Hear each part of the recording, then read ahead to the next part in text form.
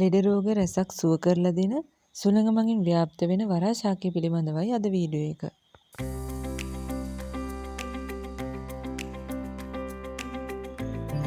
ලංකාවේ වගේම ඉන්දියාව, මැලේසියාව සහ ඉන්දුනීසියාව වගේ රටවල් වල බහුලවම දක්නට ලැබෙන ඖෂධීය ශාකයක් තමයි වරා කියන්නේ. මේ ශාකයේ පංචාංගයම ආයුර්වේදයේ විවිධ රෝග සඳහා විවිධ ඔසු සකස් කරගන්න භාවිතා කරනවා. මේ ශාකයේ සෑම කොටසක්ම පාහේ කිරි සහිත වෙනවා. ඒ කිරි අපේ ඇස්වල ගෑවුනොත් අන්ධභාවයට පත්වෙන්න උනත් හැකියාව තියෙනවා. ඒ තරම් විසයි මේ කිරි. ඇස්වල අපේ හමේ ගාව ගන්න නැතුව ඔසු සකස් කරගන්න ඔයාලා වග බලා ගන්න ඕන. අපි දැන් බලමු මේ වරා ශාකය යොදාගෙන ඖෂධ සකස් කරගන්නේ මොන වගේ ලෙඩ රෝග සඳහාද කියලා. දේශීය හෙළ වෙදකම තුළ සුදු කබර රෝගයට ඖෂධයක් විදිහට විශේෂයෙන්ම මේ වරා ශාකය යොදා ගන්නවා.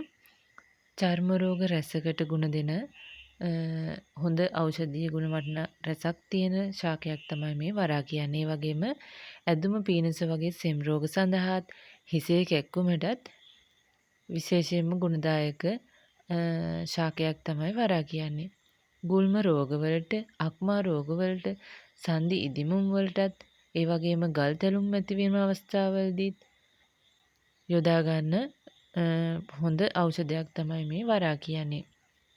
ඒ වගේම විෂක් ඇතුළු වුණාම ශරීරයට වමන කරන අවස්ථාවලදී මේ වරා යොදාගෙන ඖෂධ සකස් කරනවා. ඒ වගේම තමයි සර්ප විෂ වලදී විෂ ඉවත් කරන්න මේ වරා යොදා ගන්නවා. ඉතින් දේශීය ඖෂධ සකස් කර ගැනීමේදී නැතුවම බැරි ශාකයක් තමයි මේ වරා කියන්නේ. අපි හඳුන්වන්නේ පුළුන් මුත්තු කියලා. ඔන්න ඔය පුළුන් මුත්ත හැදෙන්නේ මෙන්න මේ වගේ ගෙඩියක් ඇතුලේ. එක ගෙඩියක් ඇතුලේ පුළුන් මුත්ත ගොඩාරියක් ඉන්නවා.